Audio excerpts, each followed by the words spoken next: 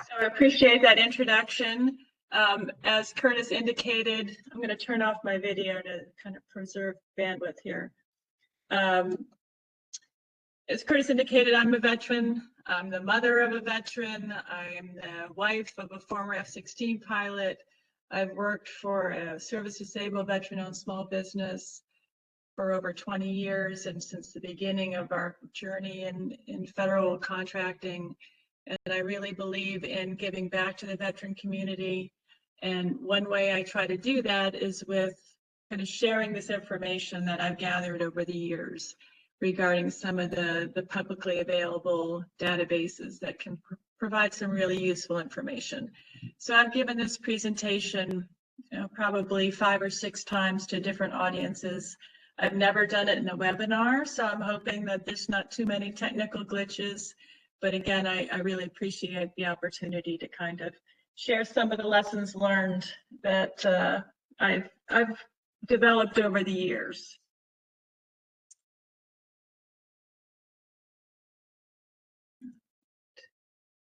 So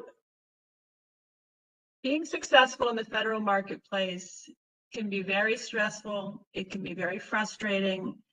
It's not ranger school level stressful, but it's nevertheless, it takes a lot of commitment. It's not for the faint of heart.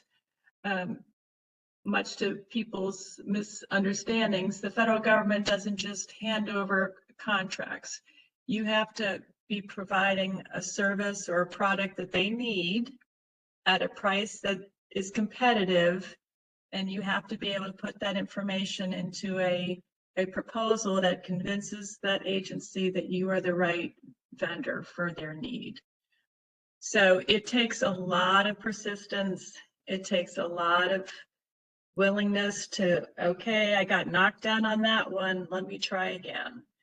So part of this presentation is to try to give you some tools that you can use to help be more successful, to help get some of those bigger contracts, and so those get to be snowballed. I mean, when Mabbett Associates started, we started pursuing federal opportunities somewhere around the 2007 timeframe, and we had a lot of losses and a lot of, felt like sticks in the eye. But over time, we kind of cracked the code and started to win, and that snowballs into more wins, and the government sees that you've got that past performance, and that leads to the next opportunities. So if you stick to it over time, it becomes less stressful and hopefully less frustrating. So I like this quote: to lack intelligence is to be in the ring blindfolded. So if you don't have information about opportunities that are coming out, what agencies are buying your services, who's your competition, you're in the ring blindfolded. So I'm hoping today to kind of give you some publicly available tools and insights that at least help maybe lift that blindfold a little bit. So these are some of the questions that I start to ask myself. I mean, you want to get up ahead of the opportunity. Once that opportunity shows up on sam.gov, you're kind of behind the power curve.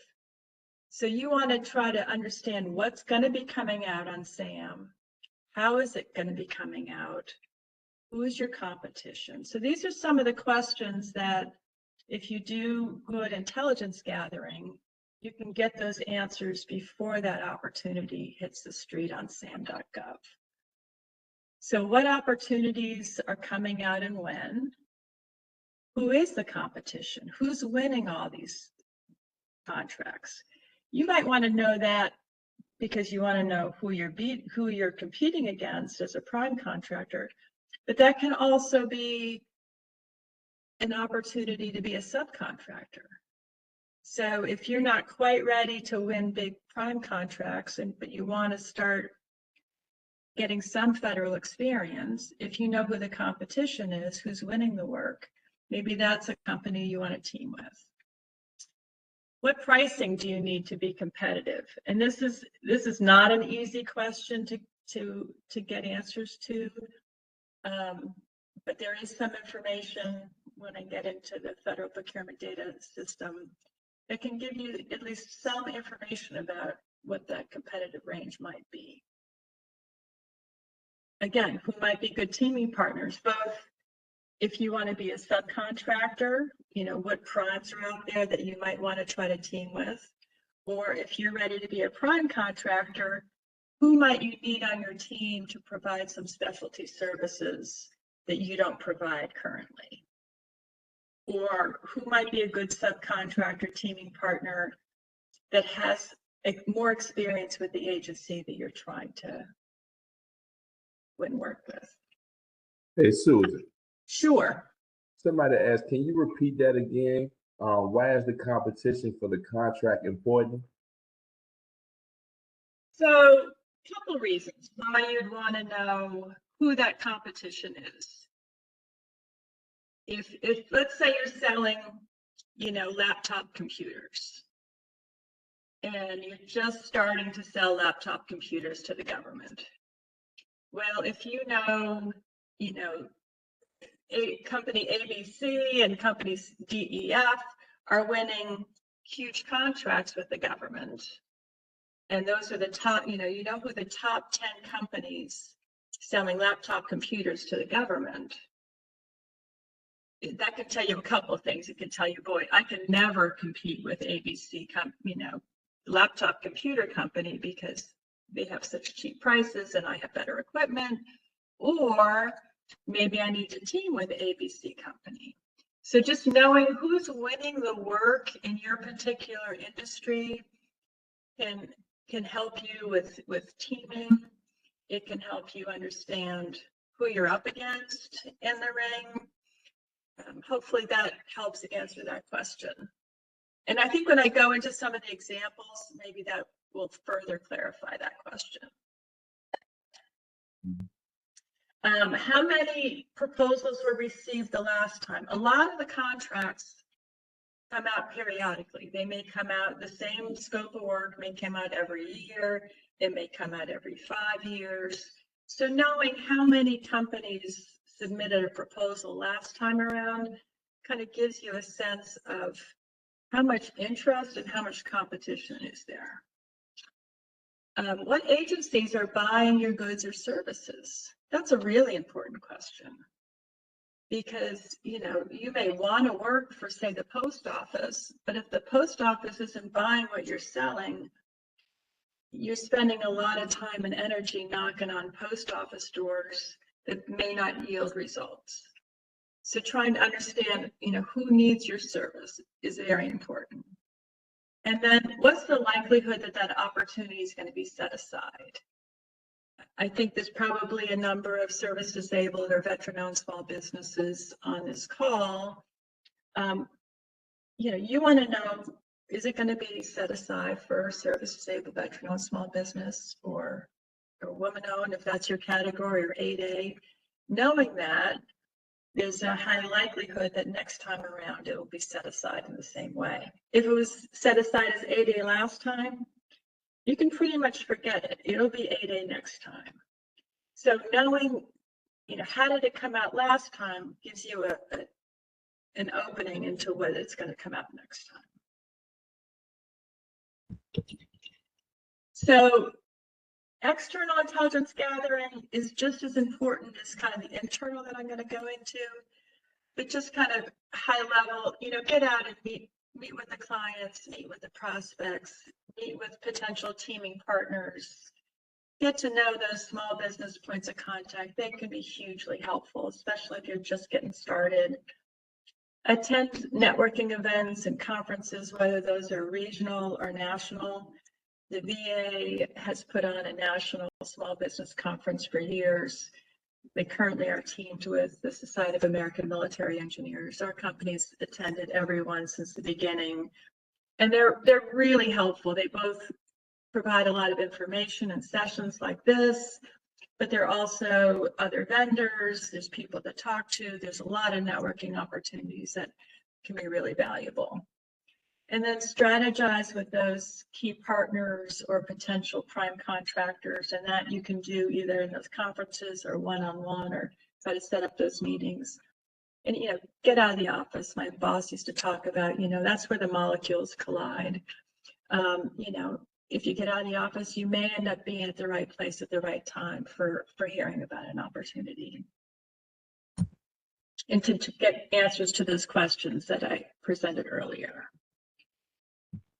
So then there's the internal intelligence gathering, and this is kind of the primary focus of my talk today. I think most of you probably know about SAM.gov, and that's a forward-looking, what opportunities in the short term is the government looking for a vendor for? And then where I really want to spend my time is on the Federal Procurement Data System. As Curtis said, I'm an engineer.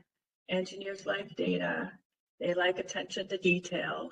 And Federal Procurement Data System is all of that and more. So I'm going to talk about that. And then there's also usspending.gov.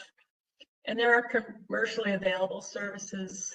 Our company's been hit up dozens of times from companies saying, we've got this platform that will tell you all these opportunities, and it's really just going to help you navigate the federal marketplace.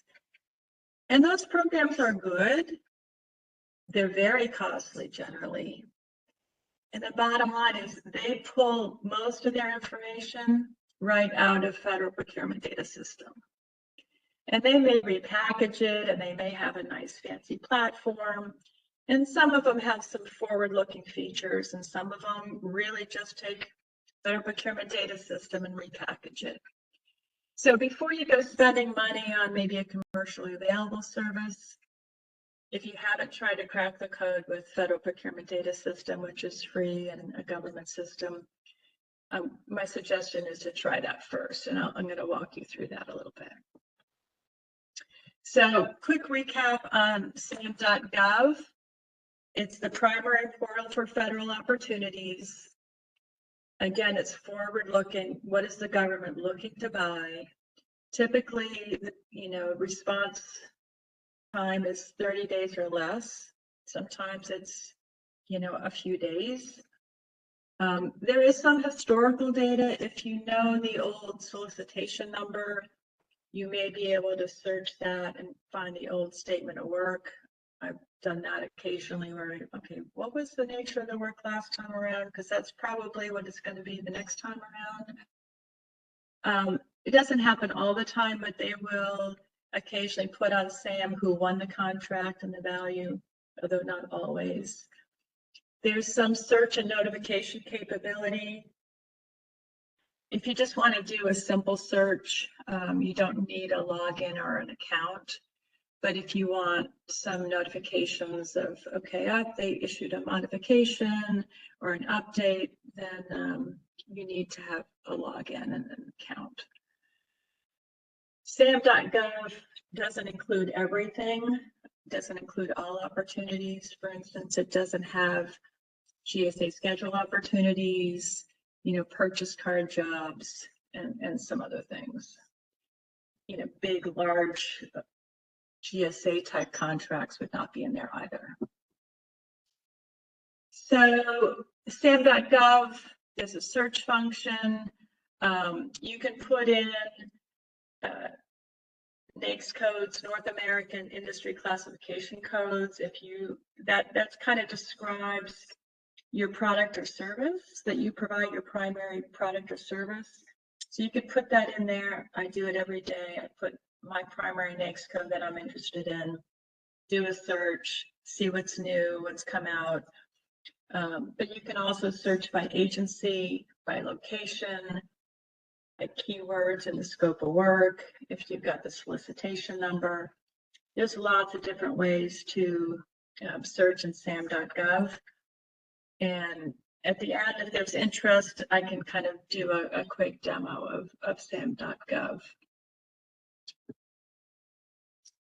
So this is an example, and pretty much from this point forward, almost all the examples are going to be based on what I know, which is environmental consulting and engineering services. I did that because in putting this together, I wanted to be able to ground truth. Yep, that's right. Yep, that information makes sense. And if I chose some industry or service that I know nothing about, I was afraid I might not be able to ground truth that information. But everything, even though I'm putting in things related to my industry, it's universal. You can put in whatever NAICS code is your primary NAICS code, whatever service, good, information you want to pull out of these databases, it applies to you as well. So in this case, I put in my primary NAICS code, which is 541620, environmental consulting. And, you know, it comes up with a whole long list from most recent to oldest of opportunities in that particular NAICS code. So that's sam.gov really quickly. So this is the meat and potatoes that I really want to hopefully, I think this will lift the blindfold a little bit for you if you're trying to answer some of those questions that I started with. So the Federal Procurement Data System is the single repository for federal procurement award data. What does that mean? So when contracts are awarded to prime contractors by government agencies, that information is put into FPDS. So I'm going to use FPDS, the acronym, or if we've got veterans out there, people working with government agencies, you know, we like our acronyms. So almost any contract award is put into FPDS. It's a free government website. So the contracting agency, the contracting specialists and the contracting officers are putting the information into FPDS, and then it's available to the public. It's historical award data only. So once that contract has been signed by the prime contractor, it's been signed by the contracting officer, that's when the information is put into FPDS. So it's not forward thinking like sam.gov, it's historical. It's a powerful intelligence gathering tool, as I'll hopefully be able to demonstrate. You can export the information into a PDF file or basically an Excel table. It's got a very user-friendly Google search type function. It's got some advanced search functions, and you don't need a login. So you can go in anytime and get this information. So what contract actions are actually reported in FPDS by the federal agencies? So any contract with an estimated value over $10,000, and then every modification to that contract, regardless of the dollar value. So it could be a no-cost modification. It could, if it's an IDIQ contract, which is indefinite delivery, indefinite quantity contract, where this task orders issued against that contract, any of those task orders would be included in FPDS. If it's a multi-year contract, any option years that are awarded by the government would be included in FPDS. Administrative changes, sometimes if there's a change of contracting officer or a period of performance extension, those types of modifications would be in there. If there's a funding modification, you know, the scope change, so they're changing the funding, that would be in there. If there's a de-obligation of funding, if you didn't do everything that, you know, we thought we needed you to do 5 tasks, but we only really need you to do 4, we're going to de-obligate that last task, that would be in there as well. And then what specific data is put into FPDS for each of those contract awards? that are subject to entry into FPDS, the date, so when is the effective date of that contract? What's the completion date of the contract? What is the estimated period of performance or POP? You know, that might be a year, it might be 5 years, it might be 3 months. So knowing that's helpful. What's the dollar value? So it could be an initial dollar value for that initial base period, or there could be optional tasks or option years. So it'll also include the total value. If the government decides we want all the option years and we want all the optional tasks, what's the total? There's the contracting office information. So it could be the contracting officer, their email, it could be the contract specialist. That information is included in the FPDS. And again, I'm going to show you some screenshots, and then as time allows and technology works in my favor, show you some demos of all this. It has the awardee information, so their legal business name and their unique identity ID, the UEI. We'll talk about that. It'll also show their socioeconomic information. Is that company a service-disabled veteran-owned small business? Is it a large business? Is it 8A? Is it woman-owned, etc.? It will include the NAICS code, again, that National North American Industry Classification Code. So you know kind of what the type of service is, and it'll have some competition information. Was it a set-aside? What kind of set-aside? And how many proposals were received? So what's not included in FPDS? There's no information about subcontracting. So it will not list who the subcontractors are, what their work share might be, any of that type of information. As far as the contract value, it will only have the total. It won't have individual line items. So if the contract was for 50 laptops and 25 printers and 15 monitors, it would not show you the price for each of those. It would just have the total. There's no details about the awardees' employees, key personnel, or staffing levels. There's no management plans.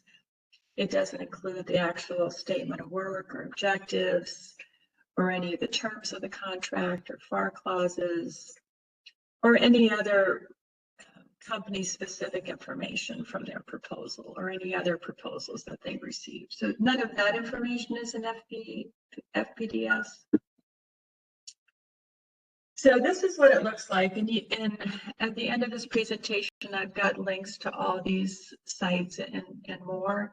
But you could basically just put into your Google search engine FPDS, you know, .gov, and it'll come up. Or put in Federal Procurement Data System. So this is the opening page if you go into FPDS, and you'll see this easy search, which basically acts as a Google search engine. And you can just put just about anything into that box. And if it's somewhere in FPDS, it'll show up. The other thing I wanted to point out on the kind of the opening screen of FPDS is there is a training. And if you click on training, there's a number of videos. Some of those training are really geared toward the contracting side of the house, since they're inputting the data into FPDS.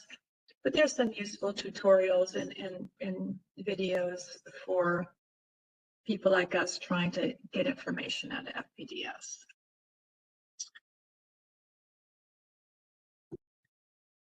So hopefully you can see this, and the slides will be provided. But in this example, I put into the easy search button Mabbett, which is the name of my company. I didn't put in Mabbett Associates. I just threw it in Mabbett. Because let's say I want to do a search on how much work has Mabbett done. Well, every time, including this time, the first one that shows up is Mary Mabbett, which is a furniture merchant wholesaler out of Portland, Oregon. Well, I don't work for Mary Mabbett, but it's showing up when I do a Mabbett search. I work for the next one down, Mabbett Associates. So if you're putting in a name of a company and it's kind of a common name, you may get the kitchen sink of companies with that word in their name. And if you go over to the left, it has the top 10 full legal business names, basically with Mabbett. And you'll see, okay, there's Mabbett ampersand Associates, there's Mabbett and A&D Associates, Inc. or Incorporated. There's lots of different ways that the contracting folks are inputting Mabbett Associates. And then there's Mary Mabbett. So just putting in a part of a company name may not be the best way to get information about that company, unless it's got a very unusual name. So how does one overcome that? Well, if I look at this list and I go, okay, no, I'm not interested in furniture. This is the Mabbett that I want. Over here, you have that unique identity ID. And previously, they had used DUNS numbers. Now they've gone to these UEI numbers. So if I just click on that UEI number, now the search is going to be Mabbett with that UEI number, which is what I've done here. So now I'm just getting information on the Mabbett Associates that I'm interested in, and I'm not getting the Mary Mabbetts or any other Mabbett, any companies with Mabbett. And if I look here on the left, it'll show the top 10 agencies in descending order that Mabbetts work for. So we have there's been over 700 contract actions with Department of Veteran Affairs. Not surprising, we're a service-disabled veteran-owned small business. The VA is very supportive of SDBU USBs, and so they're our #1 client. But then the list, we've also worked for Environmental Protection Agency, Public Billing Services, etc. So you can very quickly, by putting in a company name and getting their UEI, you can quickly see what agencies have they worked for. And then you also can see their legal business name. So this is capturing the ampersand, the and spelled out, fully incorporated. This is getting all of those. Whereas if I just put Mabbett Associates, I might not get all of them. So that's helpful, quick information. And then over on the right, all this information can be sorted in just about any way you want. So right now I have it sorted by dollar value. So this first one is Mabbett's biggest single contract award in one slug of money at one time. But you can search by, often I search by date signed, but you can search on agency, etc. And then all of that information you can export to a PDF or to an Excel file. And if I'm really interested in what Mabbett's done for any of these particular agencies, if I then click on that link, it'll narrow it down further to the company with that UEI for that agency. So I just want, then this is where it's kind of hidden, and I did not discover it for a little while after playing with FPDS for a while, but finally one day, not sure why, I clicked on View. And View is where really a lot of the really good information is. So here's a screenshot of a portion of View for a Mabbett contract. So let me just go back here really quickly. So for each contract action, there's a link to the View. And the View will have the information I'm about to show you. So in this case, it shows me for this particular contract action, which was a award of a final option year. We've got the contracting officer. I happen to know Catherine is our contracting officer for this contract. I've got the contract number. I've got, we talked about the date, so it was the date signed, and then it's got the estimated ultimate completion date. So this 5-year contract is going to end on September 30th of 2024. So if you're a company that happens to do health and safety annual workplace evaluations and are interested in this contract when it comes up for recompete, you know, okay, it's, you know, that solicitation's probably coming out in the summer or any day now. You know, the value of the contract for this option year was $693,000 some odd. You know that the work is with the National Cemetery Administration, and you can get their funding information and ID, which can be useful for other searches. And then if you scroll down in FPDS, oh, Mabbett Associates was awarded the contract. What type of business are they? They're a service disabled veteran-owned small business. They're a veteran-owned small business. And then if you scroll down further, you'll see that the type of contract was a firm fixed price contract, which is helpful to know. And scrolling down more in the view, there's a description of the requirement. Sometimes this box has very little information, or it's very, very vague. And sometimes it has some useful information. So in this case, it says annual workplace evaluations fund option year 4. So that's what the nature of the contract is. We're doing annual workplace evaluations for the VA National Cemetery Administration. And this was the last year of our 5-year contract. And as far as the competition information, when this contract was awarded, you know, almost 5 years ago, it was a service disabled veteran-owned small business set aside. Well, that gives me reason to hope that it'll be a small SDBU set aside again next time. And then down here, it has number of offers. So last time around, almost 5 years ago, when it came out, I think it was awarded in June of 2019, the National Cemetery Administration had gotten 4 proposals, one of which was Mabbett. So that's not a ton of competition. There is still some competition. With the rule of 2, that gives me reason to hope that I'll say, all right, well, we got 4 last time. We should have at least 2 this time. We can set it aside, service disabled veteran-owned small business. So just by looking at that view for a contract action, you can pull out a lot of useful information that can help you with that go, no-go decision. So I'm going to flip back here.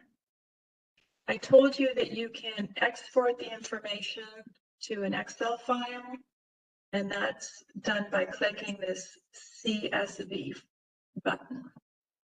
And if you do that,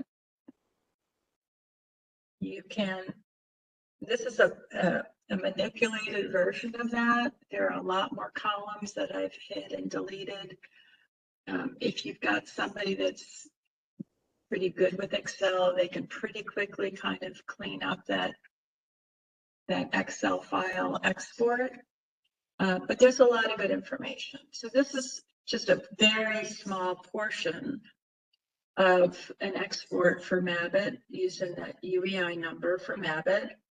And I searched on all VA awards by date.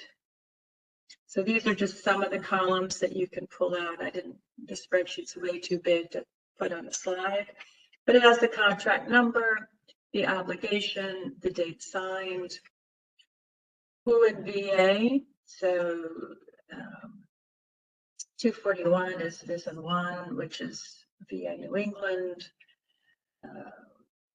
245 is VISN 5, which is kind of Washington, D.C., Maryland, and parts of West Virginia.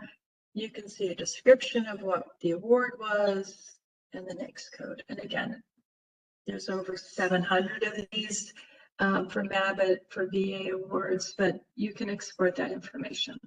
And I'll try to do that as part of the demo. So here's a couple scenarios for you, again with screenshots.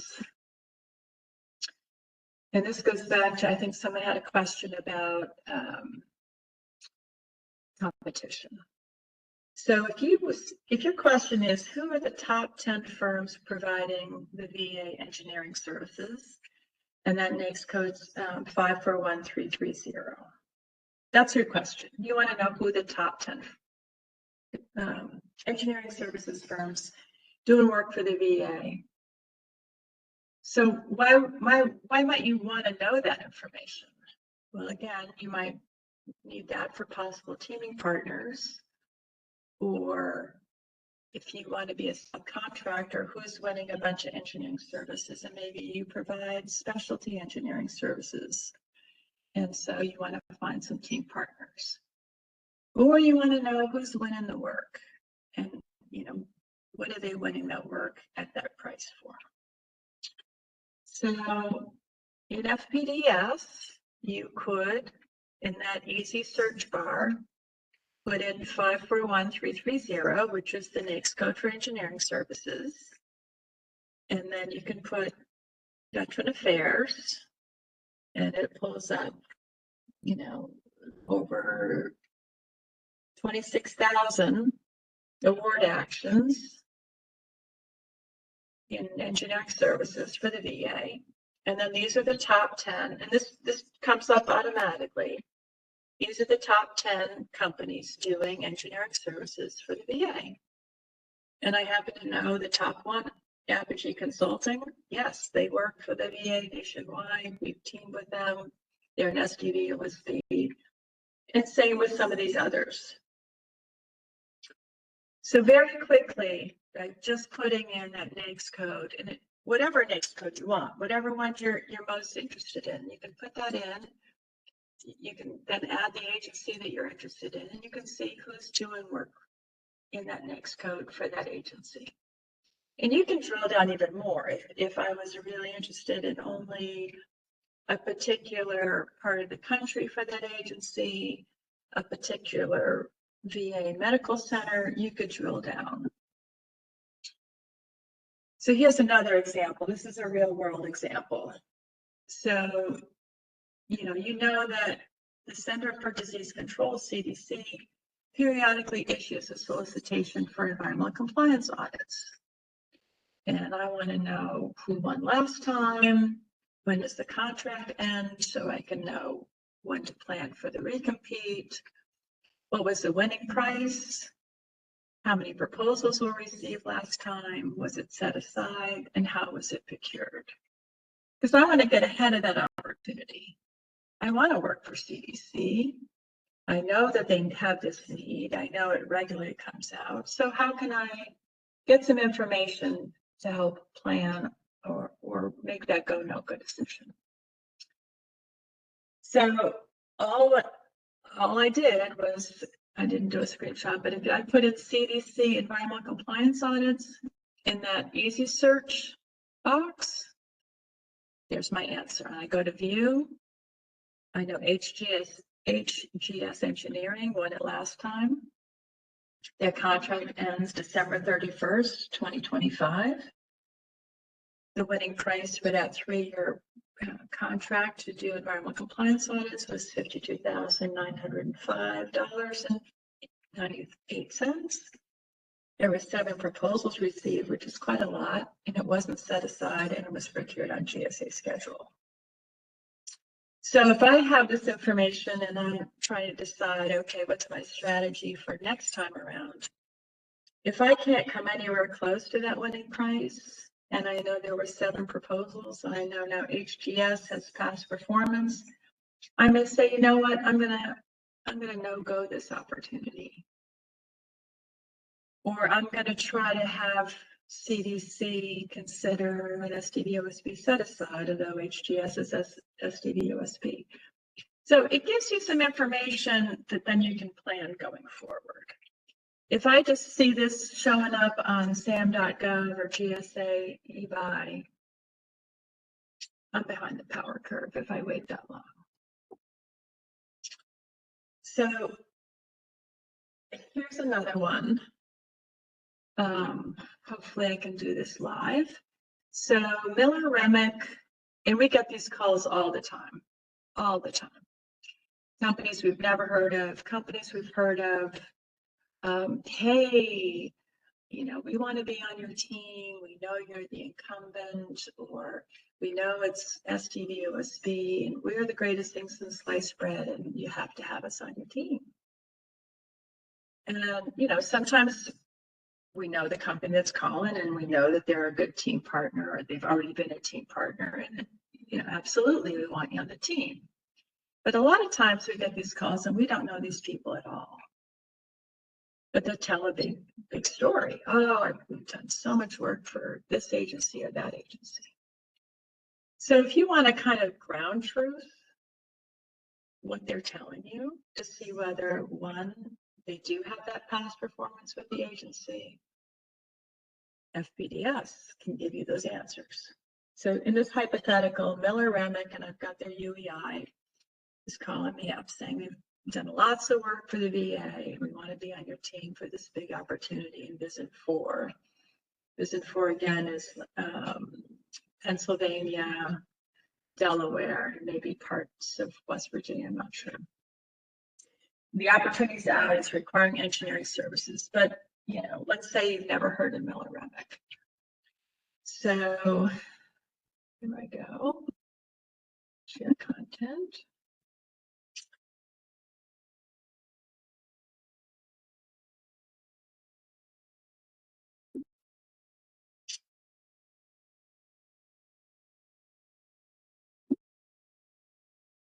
Hold on with me.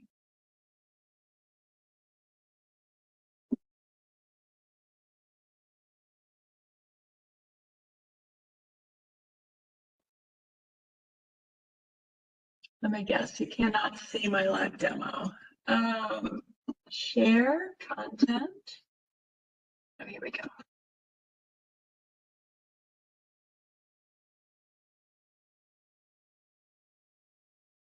All right, so hopefully you can see this. We can see it. Okay, great. So in that easy search bar, I put in just the name. Oh, they said their name is Miller Remick. All right, so I put that in, and I can quickly see there's a couple of different Miller Remicks, so I want to make sure I have the right one. They called and said they were from Cherry Hill, New Jersey. All right, I'm going to click on that UEI. So now I've got the Miller Remick from Cherry Hill, New Jersey with that unique identifier. Yeah, they have done 924 contract actions with the Department of Veteran Affairs. Okay, and they've worked for other agencies as well. All right, that's good. That helps. And but you know, this opportunity that I'm looking for is with the Visit 4. So I really want to know, have they done work in Visit 4? So if I put in this,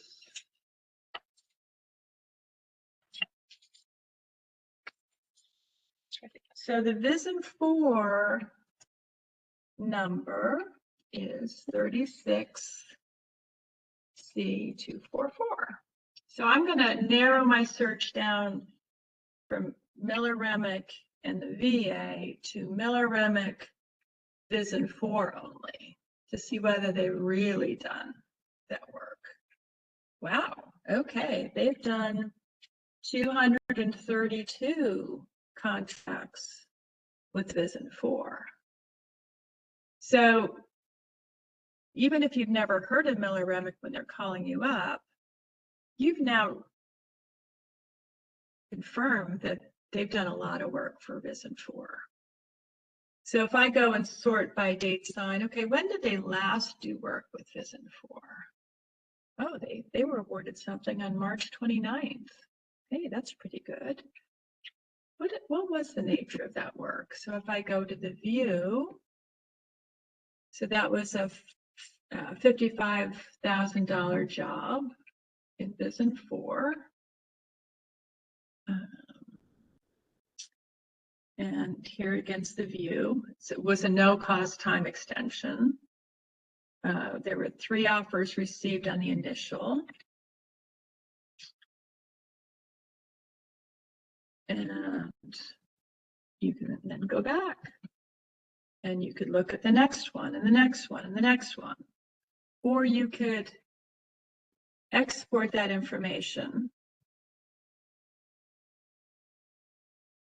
to a file. And again, if you're not real good with Excel, find somebody in your company that is. So this is the output from FPDS. And I'm not going to spend a lot of time doing it, but basically you could total up all the Vision 4 work that Miller Remick has done since the beginning of time. And they've done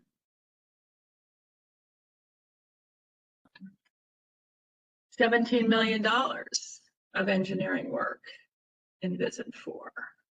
So if you need a good engineering firm with a lot of VA experience in Vision 4 for your team, they might be a really good option. If we had done the search and it was, you know, Miller R, and it came up with 0 VA experience and 0 Vision 4, well, maybe they worked as a subcontractor, that would not show up, but they clearly would not have a lot of prime contractor experience. So all this information, whatever you want to search for in FPDS, whether it's a company name or a NAICS code, you can export it to an Excel file like this. And then you can cut, paste, manipulate, sort, however you want. So if I go back to, and you could look at any of these other awards to see what, you know, if you wanted to find a bigger contract, okay, here's one for $285,000. You go to view, you know, the contracting officer, you know, when it was inputted, you know, the total value. We'll see the description. Okay, the description is an A&E temporary boiler, stub outs, multiple award, A&E, indefinite delivery, indefinite quantity. It was a service disabled veteran on small business set aside. There were 21 offers received. So there were a lot of companies pursuing this. And so Miller Remick won that contract. So there's a lot of really helpful information in FPDS. Curtis, if I'm starting to run over on time, just kind of holler at me. Good to go. Good question. All right. This was another example. Mabbett had a multiple award contract with General Services Administration. And the rule was kind of like one task order for you, one task order for you, and back and forth with another company. Well, I started wondering, is it really kind of being fair? So I could put in the contract number for that other company, and I could see how much they were getting. And I could see the nature of the work and the task orders. So there's 1,000 different ways that you can extract information from FPDS using that search function. You know, my business development folks will say, Susan, how much DoD work have we done for the last 5 years? I need it for a proposal. And Nicole could go to our finance and accounting, and she'd have to give them a bunch of project numbers, and it would be a pain. And with FPDS, I can get that information in about 30 seconds. So it's really powerful. So let me just stop there. So those are some of the examples of, live demos. This was the two contract holders, one that I just showed you. So just some tips and reminders that unique identity ID code can be more accurate than the company name. So if you could figure that out, try to use that. The information is sortable and exportable. That view link really is where the meat and potatoes and the good information is. So try to click on that. The more you experiment with it, the more things you're able to figure out. Ooh, I can pull that information, or I can do this. So you can't break it. And play with it. Try different searches out, and you might be surprised what you get out of there. And then some Excel knowledge is useful, but it really isn't required. And then here are some links to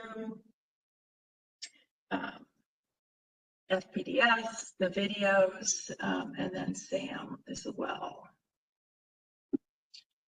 So I will open it up to questions.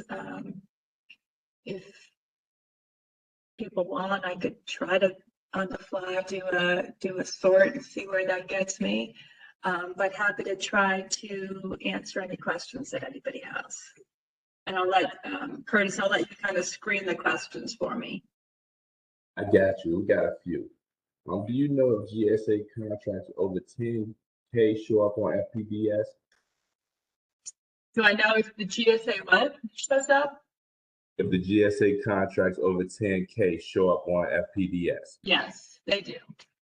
And it'll show generally it will show the GSA contract number, but sometimes it shows both the agency contract number and the GSA contract number. So yes. Okay. All right. Does USA spending contain the same information reported in FPDS? It does. My understanding is that US spending.gov pulls information from FPDS and they just kind of repackage it in a different way, but that the source information is FPDS. Thank you. Some people like it more. I personally like FPDS more, but some people like US spending. Neither one of them, you don't pay any money for them. I think it's just what you're used to. Gotcha. Can you put up the last slide, please? Some folks asking for to see some of the yeah, thank you. You're welcome. So, can a list of search prompts be provided? For example, like vendor and UEI number, if you search it on FPDS. Absolutely. I mean, pretty much anything in that view that I showed, you can search for. So you can search for company names, you can put a UEI, you could just put the VA in there and you'll get every single contract that a VA has ever awarded, and then you could export it and sort by NAICS code. Anything in that description, that's how I found the Center for Disease Control and Environmental Compliance audits, because it was in the description prior, environmental compliance audits, and it was CDC, that search engine found it. So almost anything in there, the agency code number, you can search by that. Kind of the sky's the limit in terms of what you can search for. And so that's my suggestion, is try different searches for whatever good or service that you're trying to sell, to be able to kind of understand the nature of the data and how much is there. And then again, it's all exportable, and then you can kind of crunch the numbers. Thank you. Are you able to determine if they did business directly with the agency or if they worked through a sub? So what's in FPDS is only for prime contracts. So there's no information about who the prime contractor subcontracted with, and there's no information about the subcontractors. So if you've only been a subcontractor, you will not show up in FPDS. Thank you. What are the advantages and disadvantages of using the advanced search function? The third button to the right is the Google search function. So that's a good question. To be honest, I don't use the advanced search function all that often because I find that if I just click on the links associated with what I'm trying to do, it will refine my search. So when I put in Mabbett, it'll show the top 10 agencies we work with. Well, if I'm only interested in the VA, if I then click on the VA, it'll narrow my search to Mabbett with the UEI and VA only.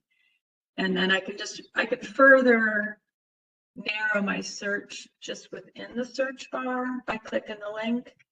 But you can also narrow it down. I mean, I've done some with SDB, OSDBU set-asides. I mean, I played with it some, and I would encourage people to, look at that advanced search function as well, because you can put in time frames. But typically what I'll do is I'll export the information to Excel and then I will play with it. If I'm only interested in the last 5 years, I'll eliminate older information. So that's kind of the way my engineer brain works, is to put it in Excel and manipulate it to get what I'm looking for. But I would absolutely encourage folks to, play with the advanced search function as well. That was a good question. Awesome. Thank you. A few more. What does it mean when there's a negative sign in front of the contract value? Okay, another good question. So that would be a de-obligation of money. So if the contract had, say, 5 line items, again, 50 laptops, 20 printers, 15 monitors, 10 power packs, and 10 printers. And then, whatever that total was, we'll say, $50,000. And then the government goes, we really don't want any printers. So we're going to de-obligate, that 10 grand for printers. So then it would show up as there would be a contract mod to say, oh, we don't want those printers. We're going to de-obligate the contract for the cost of those printers. Let's say it was $10,000. So it shows up as a negative. And there would be a contract mod that would say that. But there's a lot of de-obligations of money for a variety of reasons. So you'll see some negatives when you export that information or you start to do your searches.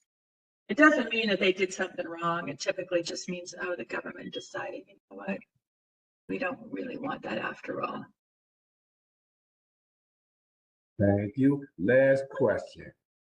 I was surprised to see your FPDS example show a March 2024 result.